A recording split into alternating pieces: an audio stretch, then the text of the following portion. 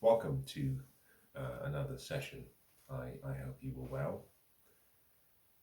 In today's session, I will be speaking in continuation on the topic and theme which has to do with assessing, understanding, evaluating, and identifying a man's value. Now, in the session that I had yesterday, I spoke about the non-sexual marketplace value aspect to a man's value. But more specifically, I spent most of the session talking about something called manhood value. At the core of a manhood value conversation was the word purpose. I hope I conveyed the message as I should have. But I essentially was trying to say that a man's worth and a man's value is not determined primarily by what he does.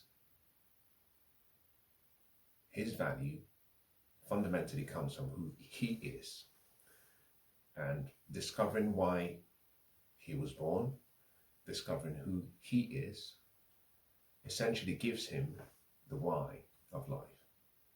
Having a purpose, understanding that purpose, living a purpose-driven life, and living out that purpose essentially undergirds a man and therefore his value. And I was trying to explain that from a woman who is looking to assess the value of a man, that is fundamentally what she should start with.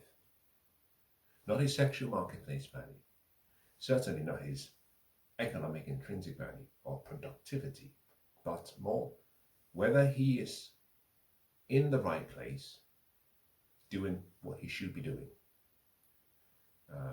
A lot of people spend a lot of time going around and around in circles and confuse all of that activity, all of that effort, all of that time for productivity.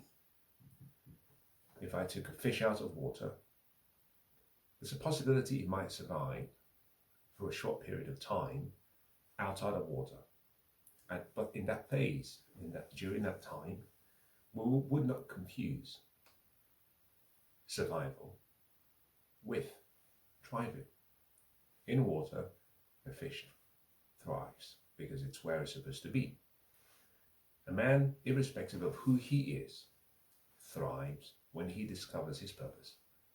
It becomes less about what he does, what he has acquired, externalities, and becomes more about the flourishing within, because he has come to the awareness of his true essence. That's what I covered in the session yesterday. That came under what I consider to be the non-sexual marketplace value prism. In today's session, I want to talk about a second aspect. As a matter of fact, in my opinion, the first is harder for a man to determine. The second, that I will discuss and cover today, is much easier. As a matter of fact, what I will cover today undergirds and is the foundation upon which a man's life, a man's destiny, future, a man's purpose is built. Today's session is primarily the most important, second to what we discussed yesterday in assessing a man's value. You start with a man's purpose. Very hard to determine, but a man's character is the foundation upon which a life is built. A purpose is allowed to grow and flourish.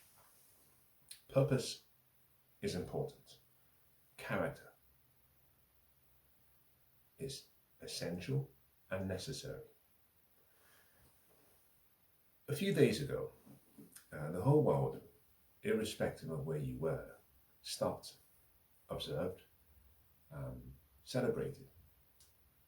And all eyes were on a small island called Great Britain. We had a coronation. the official process by which the king or a queen or a king and queen officially coronated and presented to the people and presented to the world. We are long from where we used to be when all of the power was in the hands of the king. But let me use that canvas as a way of starting today's conversation. Kings, historically speaking, were said to be sovereign. Now, irrespective of whether you go back 5,000 years, 10,000 years, as a matter of fact, even if you extend it to any religion where the transcendental is called the king, in Judaism and in Christianity, for example, and in parts of Islam, God is called the king. God is said to be sovereign. However, the sovereignty of the king, and even God in this particular instance, is only manifested and is only in place providing the king does not say a word. But please stay with me, because I think this is quite interesting and perhaps at the core of how you as a woman can assess a man's character, or more importantly, how you as men can assess the character of other men. A king is sovereign until he speaks. God himself, whether that be the God, according to the books that the Jews profess to hold dear to their hearts, Judaism, the Torah, the Pentateuch, whether it's in the form of Christianity or the Bible, the Quran, or the Muslim religion. God is sovereign and remains sovereign until he speaks.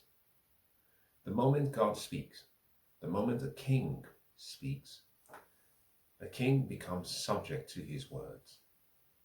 Because, and here is the key part, a king's word and the king himself are one.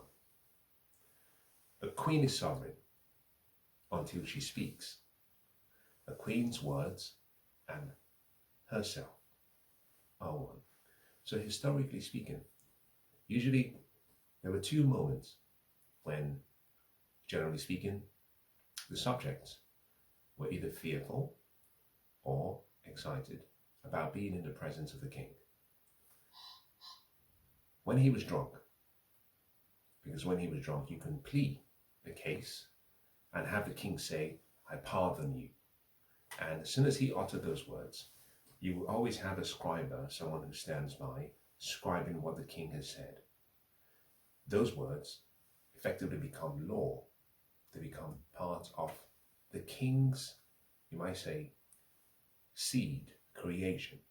So you can go back 10,000 years, 2,000 years, and the scribes can pull out the books and they can say, that land belongs to such family because 20, 30, 40 years ago, King X said as follows. The second part of when people were either delighted or petrified to be in the presence of a king was when he was angry. Because when he was angry, or she was angry, certain words could be said, and those words have to become law. A king or a queen is limited by their spoken words. Once the word remains inside the king or queen, that king or queen is sovereign. They are above everything. Forgive me, above everything else. At the moment where they speak, they become subjects to their own words, for one word and one word only, integrity. A king's word, a queen's word, and herself are one. Now, character plays a useful part in that comparison between a king, a queen, something being complete, and something being one.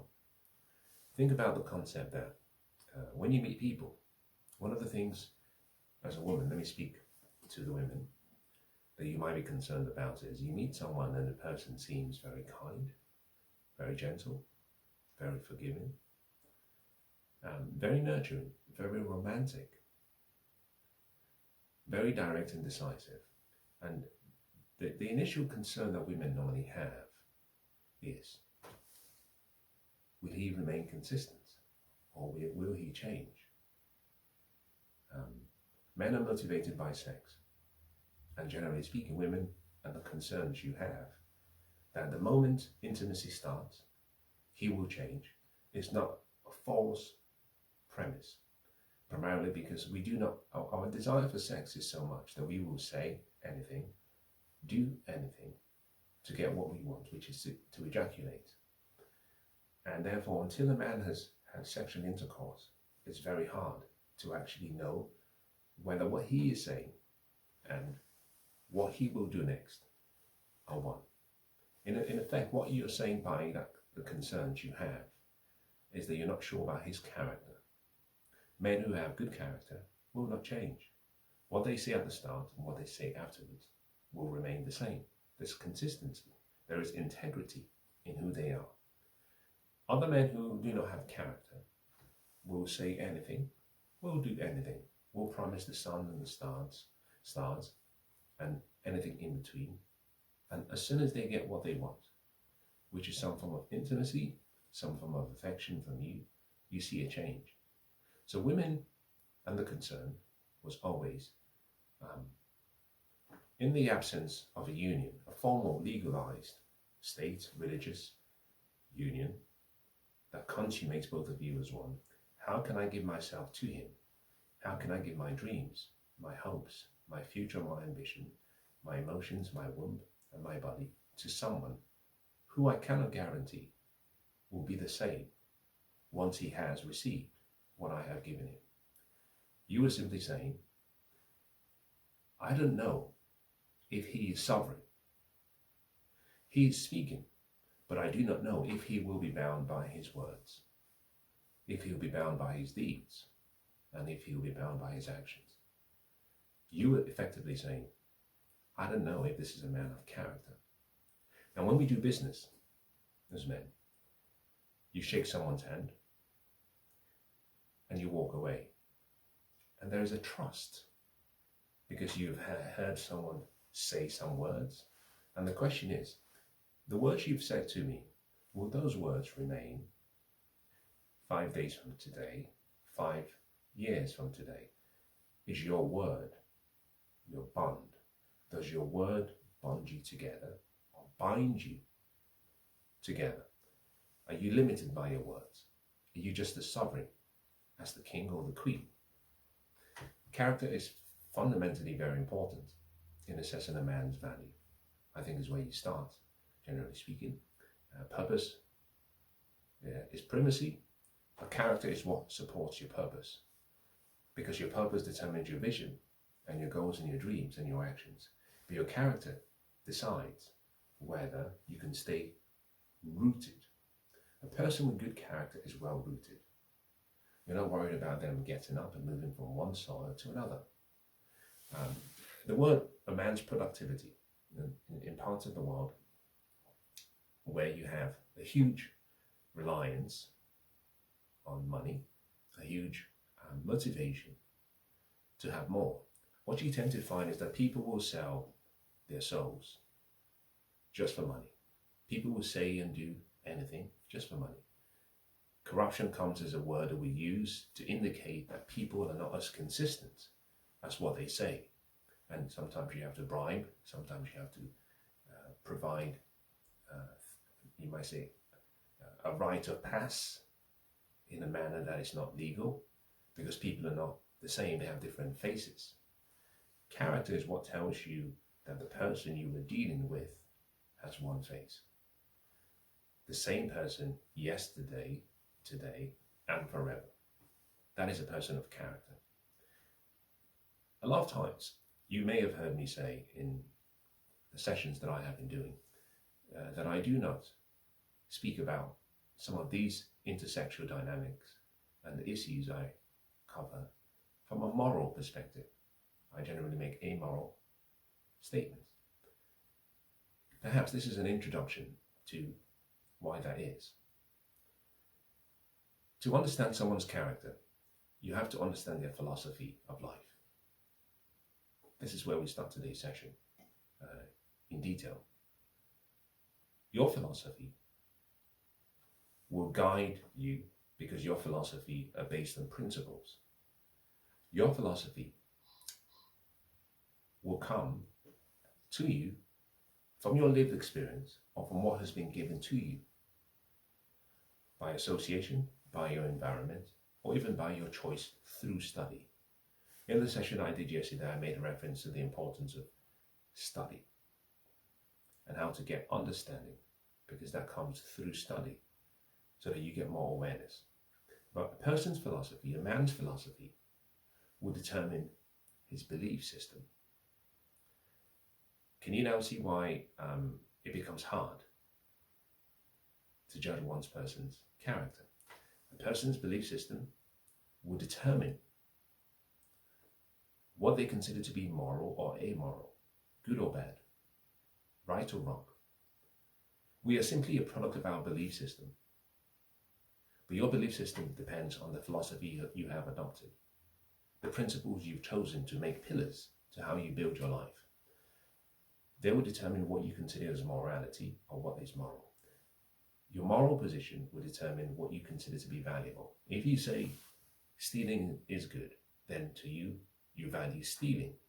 If on the other hand you say stealing is bad, then it means you do not value stealing. So you then get what we call a hierarchy of values. So your value system comes as a product of what you believe to be moral or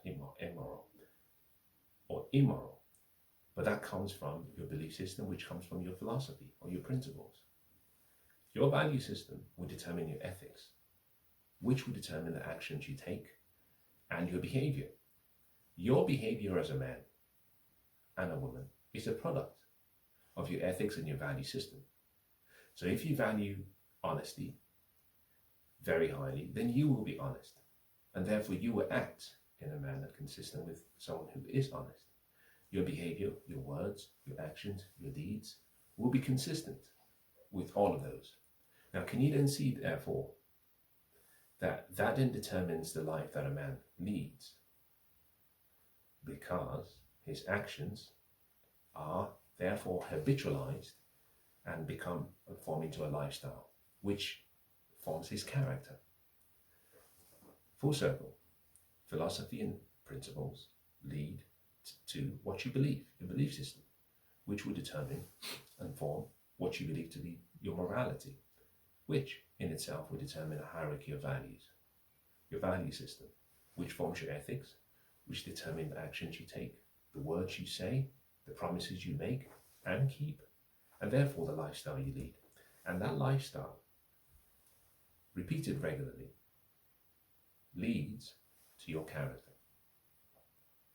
Can you then see that in order to judge a man's character as a woman, you need to be able to assess all of the individual parts that form and make up his entire person. This is why I have said before, I said it in yesterday's session, that when it comes to dating and relationships, a woman is not supposed to make the decisions that pertain to long-term choice of a mate alone. This is where you need the men of the family, of the group. But they have to be men, not boys. They have to be men, and men of character, and men of purpose, and men who are well read, honest, wise, have good judgment. They have to be men who are accountable to other men in the group. Men who have been held accountable by other men. The reason being, a man can fake to another woman that he has an intimate affair with or intimate experience with. He can fake his character. He cannot do that to other men for a long period of time.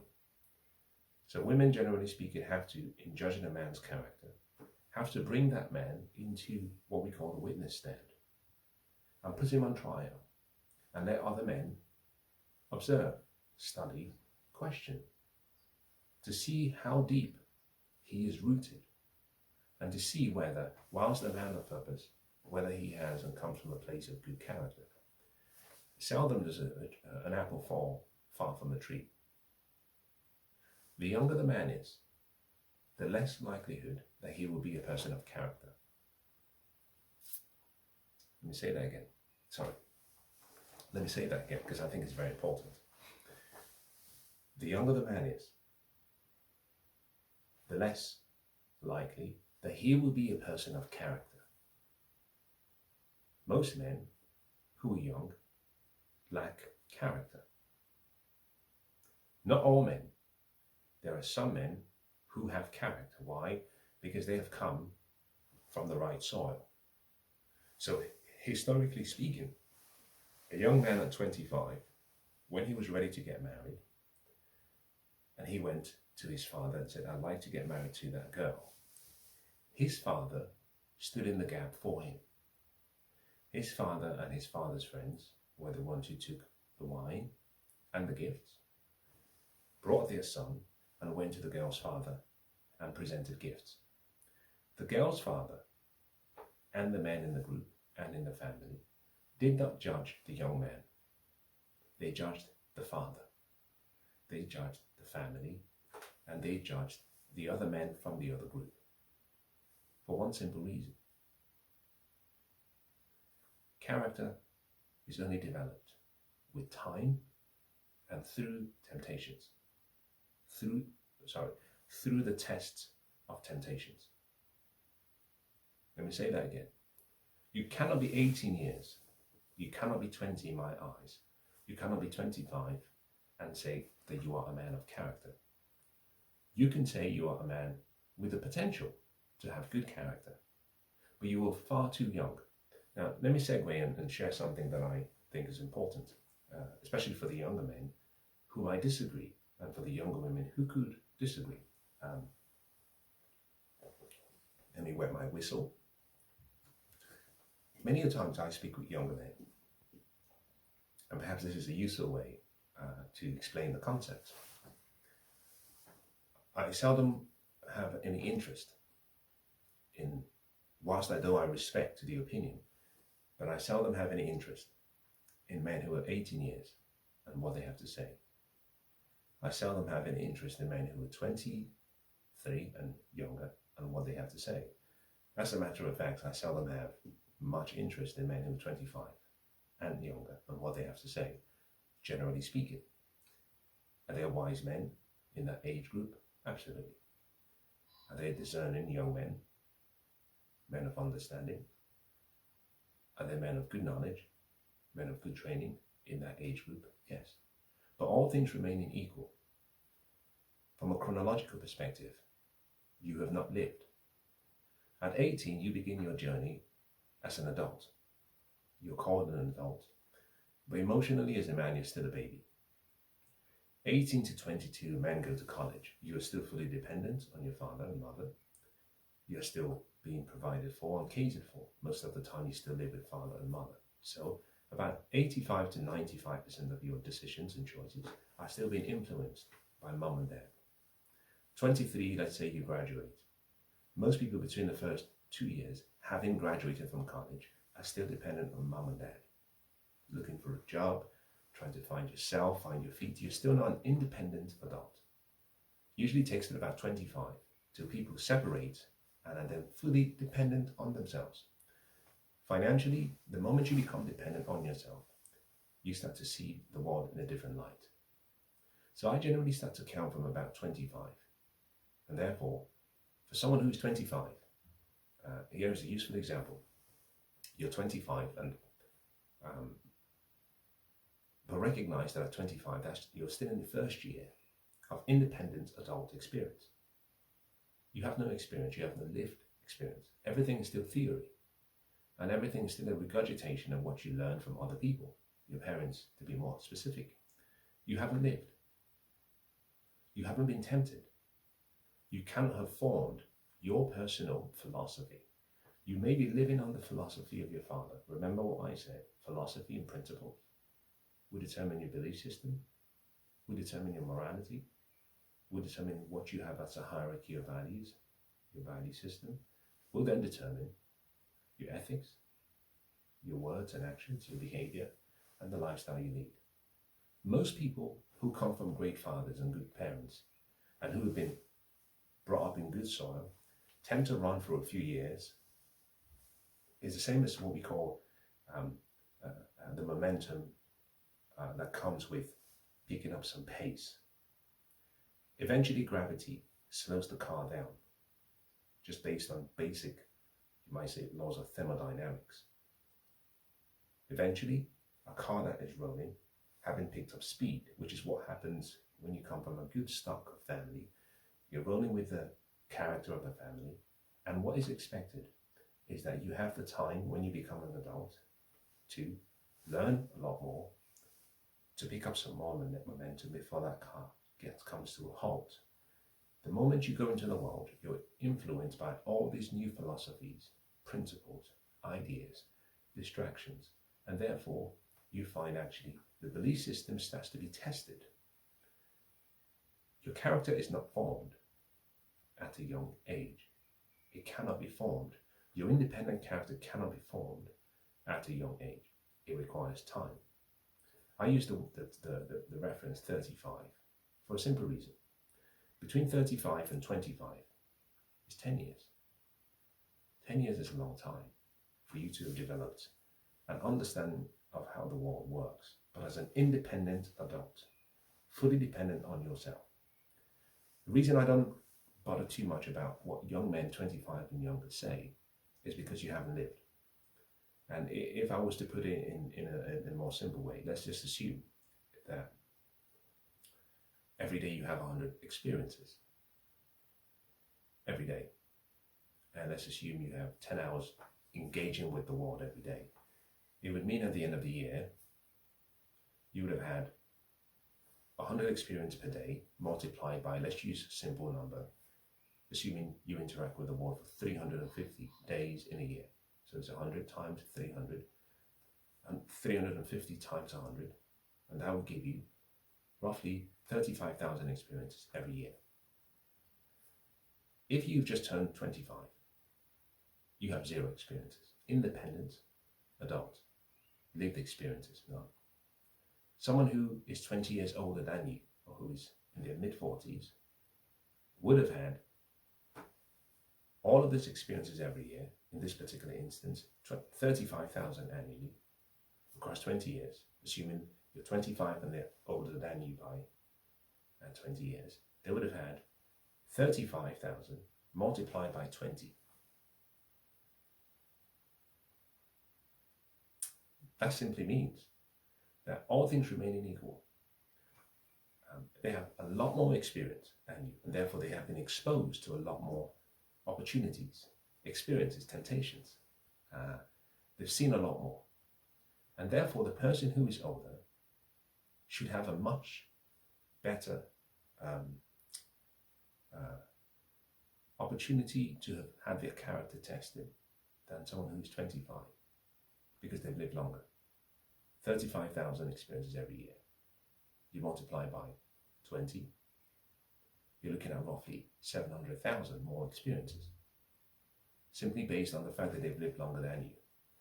If that person has lived a rich life, in other words, a life based on engaging with the world, then they would have had the opportunity to have their philosophy, their value system, their morality tested, reinforced, or perhaps changed, which means they would have been tested. So character, in many ways for men, from a woman's perspective in trying to assess a man's character, I don't necessarily believe that you can say, I'm dating someone who's 27 and he is of good character. Well, not really. Every man is only as faithful as the temptations he has overcome, the temptations he has endured, and the temptations he's actually successfully gone through.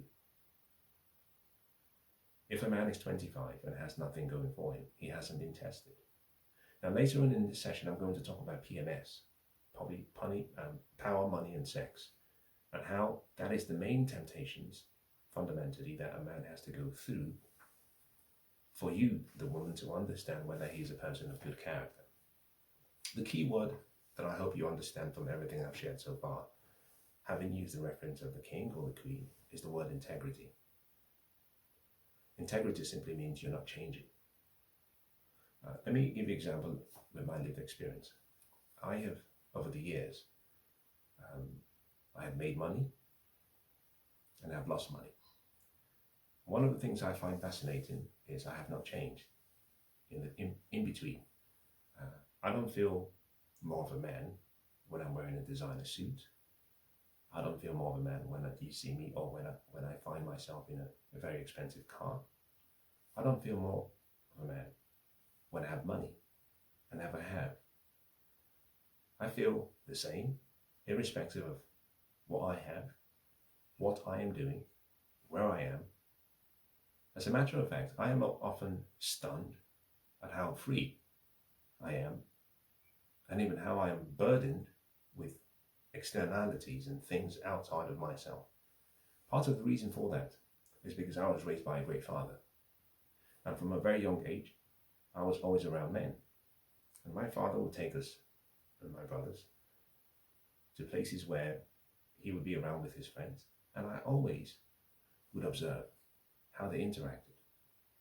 I saw my father stick to his principles, stick to his philosophy and his beliefs, was never tempted by reputational attractions, was never going to bend his principles. I saw us as young boys, including my father, go for sometimes years and months, weeks, eating once a day, simply because my father said, I will not do that because this is who I am. But my father used to use words such as, no, I don't agree with this in today's day and age. He used to say things such as, you have to sweat for your money. Now, what he meant by that was, a man's honor came in knowing that he exchanged through labor and hard work what he earned. And he didn't steal, he didn't manipulate other people, he didn't cheat, he was honest in his dealings, and it was always a fair exchange. And so I grew up watching my father turn down opportunities for wealth, for money, for power, for influence, even sex, simply because he had character and he was a person of integrity. I watched his interactions with his friends, close friends, sometimes strangers, and I saw men over many years, people who changed depending on the time of the day or the season. They had no integrity. They were good men, as far as the society was concerned, but they were not honest men. They did not have integrity. Like a chameleon, you saw them in different ways. One day they believed in X and the next day they believed in Y. You could not say about these men they were the same today, yesterday, and tomorrow. They did not have character from the perspective of actually recognizing the power of integrity, the power of staying consistent.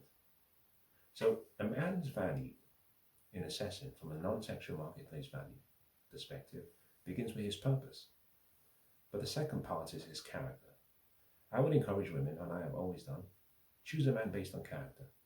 It might be difficult for you to choose a man based on his purpose, or choose a man based on him being aware of his purpose.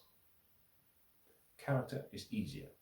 You should choose a man based on character, not based on how much he makes, not based on his titles, not based on his job or career prospects, not based on his wealth, money, inheritances, but based on his character. Don't choose a man based on popularity. Choose a man based on his principles and based on his philosophy. But to do that, you need the men of the group. You need other men to be able to vet the man in question so you can understand whether he is a person who is true to his word, whether that person is limited by his word. Now, I have seen, as a young boy and as a young man, my father do business transactions, and never sign a contract. And at a young age, I used to ask, how do you know that they will keep to what was said? And he always said something that was fascinating. He says, how I react to other people reveals my character, and how they react to me reveals their character. He says, all I have to do is be me. That the universe has a way of rewarding people in like kind. The sins of the father live until the children, even up until the third and the fourth generation. The blessings and the purity of the fathers also live until the third and the fourth generation.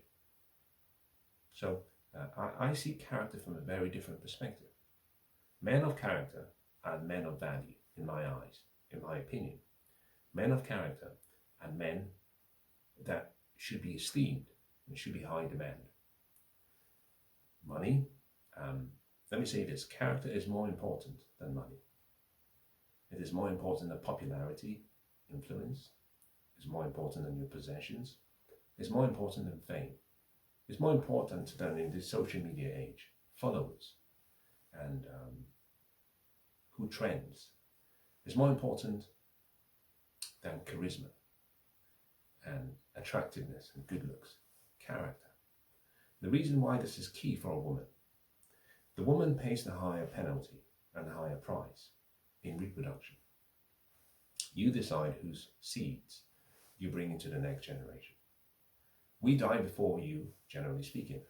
So the woman is the one who scribes the life of a man.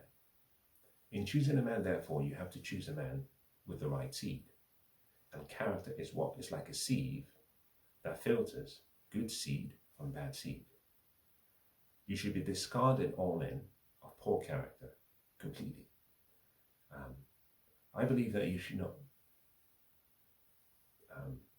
subject yourself to the doctrine of what I call missionary dating or evangelical dating, where you simply find someone who has bad character, fundamentally poor character, and you try to change them. Leave people as they are. If you meet someone who is not of good character, and if the men of the group say, he is not of good character, walk away. Focus more on the character of the person rather than his charisma, rather than his wealth and money, his charm, his gain. All of those are trivial issues. When it comes to relationships, an important long-term, emotionally significant, fulfilling relationships, character is the most important thing. Fundamentally because a woman is safe when she nests with a man that is predictable. And she's safe when she finds a man who has found his purpose. Because his purpose protects him and protects you. Now, let me give you a good example. I'll come back to myself. I did a session many months ago when I talked about depression. And I had seen something about someone who'd killed themselves. And I remember during that phase having a conversation with a number of people about the whole concept of depression and suicide. I'm going to say something controversial that I think, but this is my opinion. I have said to my loved ones that if you ever hear that I committed suicide, don't believe it, because it will not happen. For many reasons. I understand my purpose. And because I have accepted that purpose that I have been gifted, I carry that cross on my shoulders. I do not take shortcuts. I will not exit stage before my time. If there is a burden and a cross I have to carry, my character requires and mandates that I finish the task. It doesn't matter how hard the task is, I will complete the task. I will not exit as a result of wanting to take the easy route, the path of least resistance. Why? Because of integrity. If I have given my word, through my promises or my deeds, I will stay and I will be subject to my words. Like a king, sovereign until they speak. My words, my promises, my deeds, my actions limit me. Committing suicide just simply means you are out of character. You're not integral with yourself. Now let me spin it in a different way. The great writer says that it talks about a reference in a conversation, and he says, if it be thy will, let this cup pass over me. I've been fascinated about the teachings of people of wisdom and people of antiquities. And one of the sessions that I found fascinating was a conversation between a father and a son. Now just go ahead along with me, even if you do not believe the story to be true. You have a son and a father, and the son has been provided as a sacrificial lamb. And at some point, the son cries aloud to his father and says, Father, Father, why have thou forsaken me? Now before this, he simply says, this cup is probably too heavy for me. If it's your will, let this cup pass over me. And there was silence. The father said nothing. And he came back and he said again the same prayer, Father, please let this cup pass over me. No word from the father. Eventually he tried again, no word. Then he said, if it's thy will, let thy will be done. No word. But I was drawn to the section where he says, Father, Father, why have you forsaken? And the story motivated me and touched me at the core. Because in all of that conversation between a father and a son, the father said nothing. Because the father had spoken before then. And when he spoke, he simply said, I will send you a lamb, and you will be the sacrificial lamb. And at the point when the father spoke, if you go back to the conversation I said about being sovereign, the fact that he had spoken meant he had to fulfill what he had said, integrity. The son also, by accepting and saying, I am the sacrificial lamb, had to fulfill the promise, integrity. Men have to choose men of integrity, men who, you know, when the going gets tough, they don't exit stage left. They don't run. They don't abdicate themselves from their responsibility. This is why a woman pays the highest price with childbirth. You pick a man who is loose with his seed. When the going gets tough, he leaves you because you chose a man that did not have character. Men of character stay, carry the cross, and keep marching on. And so here are some questions to keep in mind in saying, how do I judge a man's character? It's a simple process. What are his characteristics? It's very simple. Because that is what other men judge him based on. Is he honest? Is he diligent? Is he steadfast? Is he forgiving? Is he understanding? Is he hardworking? Is he consistent? There are simple things that can be used to ascertain a person's character. We use things such as simple as, is he always on time? If he says, I'll be there at 3, does he turn up at 4? That's out of character. Now, we allow some tolerance for delays, but to show up at 4 is just out of character. Money, power, sex, PMS, power, money, sex, are the temptations that you will face as a man, and that you face in order to go through, I'll put it in a different way. Women generally, in order for you to choose a man, you don't pick a man who is still in Egypt. You wait until Canaan.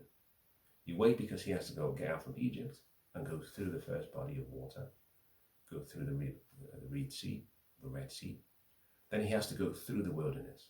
Now, in that wilderness, he will be tempted for money, for power, for fame, influence, sex. But when he gets through the desert, he has to come to the second body of water, the River Jordan.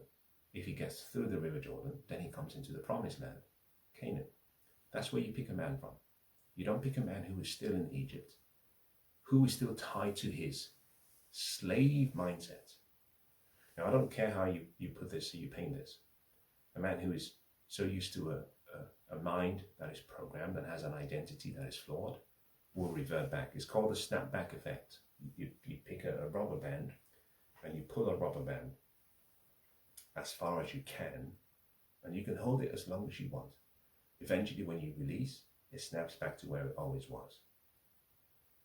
Men who are still in the early stages of their lives have not gone through the temptations. And a man is only as faithful as the temptations he overcomes. We also say a man is only as faithful as his options. But those options are conditional on the temptations that he can overcome and will overcome. A man who is 25 only has potential. He hasn't lived long enough to convert that potential to results. So therefore, it's very fine for a man to go through life believing that he understands his character because he has never been tested.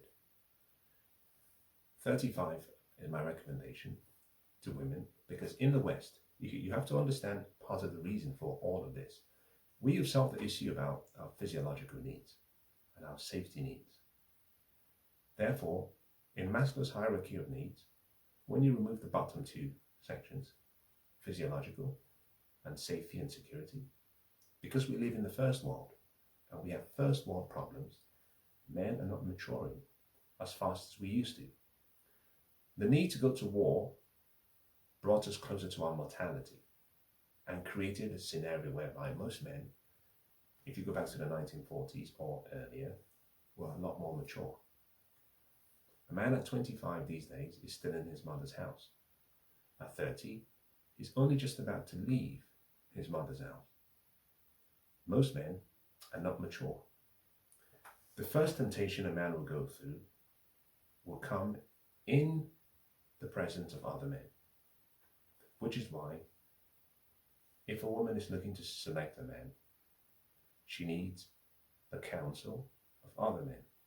And one of the things I see in the West is fathers.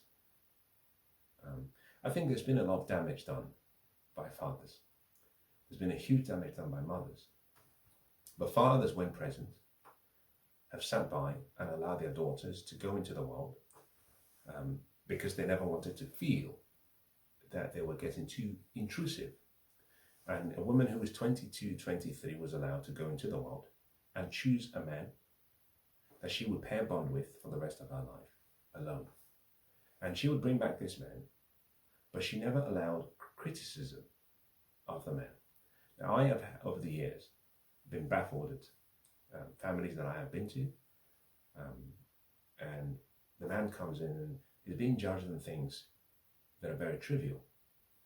The triviality of the selection process is so silly that it makes me want to puke. He drinks. Oh, he's great fun. He's a good laugh. He will fit within the family. There is no question about, does he have integrity? What are his principles? Does he have character? Is he stable? Is he going to be consistent? Now, a lot of people who have met me, many people who will tell you, most people who have met me will tell you, what you see is what you get. He's the same, off camera, on camera, he is the same. He's consistent. I do not bend if I don't have to. I do not scratch if I don't itch. I don't feel superior to anyone. I don't feel inferior to anyone. I believe superiority and inferiority are two sides of a counterfeit coin. I was raised by a great mother and a great father that taught me the principles and taught me about self-assurance. I was nurtured into understanding my purpose, and therefore my identity comes from that purpose. It doesn't come from what people think. It doesn't come from what people say. It doesn't come from other people's opinions. My self-concept and self-assurance comes from who I am and who I know I am and my purpose. Therefore, in my interactions with people, I do not change. And my character determines and ensures that because I've built my purpose in my life on the foundation of my character, I'm consistent.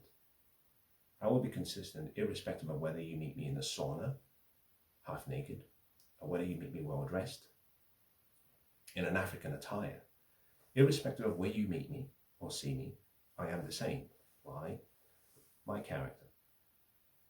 The foundation that my father and my mother laid, which I have taken and developed, and which I accept. Now, it would be remiss of me to suggest that in my 20s that I could speak so boldly. I hadn't gone through temptations. In my 30s, early 30s, I hadn't gone through the temptations that I needed to have gone through. I hadn't failed enough. It was only until I got to about 36 that I started to see and understand and started to recognize what my real character was because of the temptations that I had overcome. Temptations will come. Temptations that come too early will break you, which is why somehow the universe delays the temptation until you've had the opportunity to acquire money or pursue fame or pursue influence. And it's when you get money, power, and influence that you tend to find the temptation for sex. Your ability to resist, your ability to sit with and around. I'll give you another example, and I'm not making a value judgment here. Most people who, and I have been to parties when I was younger, and I'll be in parties where people are doing all sorts of things. There were certain things I could not do. Why? I didn't believe. Now, I don't care what people do. I'm not making a judgment of their values. I'm simply saying the integrity that I had within myself protected me from making decisions or doing things that were not consistent with my purpose, and therefore not consistent with my philosophy or my principles, and therefore not consistent with my belief system. Integrity is a function and a key component of a man's character. He has to be consistent.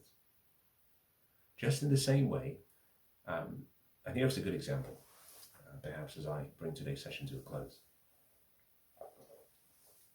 It would be wrong of me to suggest that we do not grow. I will continue to grow. The story says that Judas got the money, a few pieces of silver, and he actually sold out his master. I like the Judas story very much. Not because it shows someone failing the temptation for money, but because of what it can tell you about you and I.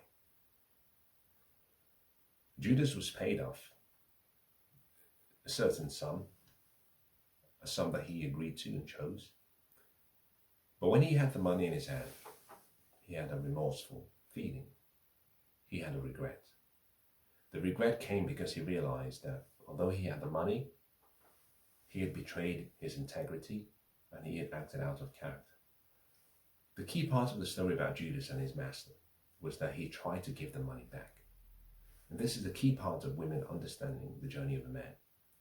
Most men would have walked away and actually enjoyed the money before they got to a point of remorse. Guilt is an important component of a man's journey.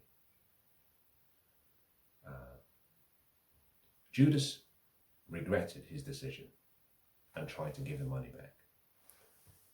They wouldn't accept the money. They said, listen, we got what we want, you got what you want, you do with the money as you please. Now he threw the money away, which in my opinion showed an acceptance of the fact that he had fallen out of character, but also showed that his character may have been lying there dormant and wasn't strong enough. But by throwing the money away, he demonstrated something that I think is key, which is regret, remorse. I talk about the 3 R's: repentance, restitution, and restoration. He repented. He went through the process of restitution. He would have been restored if he forgave himself. A man who can forgive himself when you go wrong, of that man, because I'd rather have a broken man than a man who has never fallen. Now, I have fallen so many times, which is why I can talk about some of these contexts. And the key thing is not to say, well, I'm disregarding that man particularly because he has fallen.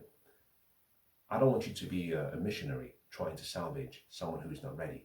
That journey of the man has to come from himself.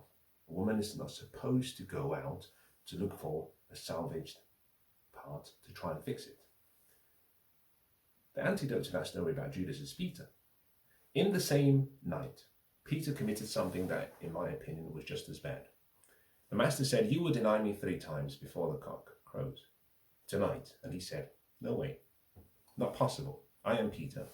I love you the most, and I'll be with you till the end." Just as the master said, Peter denied his master 3 times, and then the cock crowed. Again, similarity with Judas, remorse, regret. Peter ran away and wept. Judas could not stand his sins, which is where we come back to the thing about depression and suicide. Peter understood his purpose. He knew he had fallen out of character, but he understood his purpose. This is where women have to learn. You're protected by a man by virtue of the fact that he has a purpose and knows his purpose. You're underguided and supported if that purpose is built on a foundation of good character. If one fails, the other supports you. Peter couldn't get himself to the point of killing himself because he realized he had messed up. He knew he would have to pay the price. In other words, repentance, restitution, and restoration. In the same period, not long after he had betrayed his master, here was Peter standing up, speaking to a group in the thousands, and was speaking as though he had never made such a statement or denied his master. He had forgiven himself, and he had moved on, and he had carried that cross on his shoulder, and he said, "I will pay the price." Why? Because I messed up. Judas simply said, "I'm going to take stage left. I'm going to hang myself because I cannot bear the pain of allowing myself to be subject to my word." Sovereign until speaks. Sovereign until he acts. Judas couldn't get himself to be limited by his actions and his words. Peter, on the other hand, could forgive himself and believe in restoration and go through and say, "No, I will carry that cross." Now, for those who are scholars, many will tell you that Peter suffered one of the most faithful deaths. He paid the price. Same cross, he paid the price. He has to carry his cross. Now, I'm saying all of that to make a point. You test a man, you choose a man, if you are a woman, based on his purpose and his character first. Everything else is an icing on the cake. Purpose and character first. Purpose is his why. His character is what supports that purpose, the foundation upon which it is built. Men, in doing business, choosing friends, you choose a man based on his purpose. You find people who have found their purpose or live in a purposeful life, because it means they will not be tempted by attractions. You can depend on them. They are consistent. They have integrity. A man who has good character, that means that you can trust his words. You can go to the bank with his words. Now, you can be drinking in a pub and someone says, "This is what so-and-so has said." And you can say with conviction, "That is not possible." And people will look at you and say, "Why?" And you say, "That is not the kind of man that he is. You hear people say, well, did you hear that this person did X and Y and Z? And you can say, that is not possible. And they say, why? And you say, because he has integrity. That is not the person he is. A woman can meet a man and simply say, I'm taking you back to meet my parents. And even though my parents and my siblings and my family will say, he is terrible, she can say, that is not possible. Why? She understands his character. Now, I hope today's session has been helpful. But keep in mind, ladies or men, character is more important than money. It's more important than resources. It's more important than influence. His possessions is more important than his social capital. Character. Character is the reason why, over time, the integrity is maintained. We can take gold and we can melt gold, and it still maintains its integrity. You can form it into something of a more aesthetically pleasing shape, still the same gold, similar ounces and quantity and weight, still gold. You can make it into a bar, you can make it into wristwatches, you can make it into ornamental objects, you can make it into art forms, you can even use it as a means of exchange. Still gold. Why? It maintains his integrity. If you choose a man based on his character, seldom would you regret that decision, all things remaining equal. Now, I hope today's session has been useful.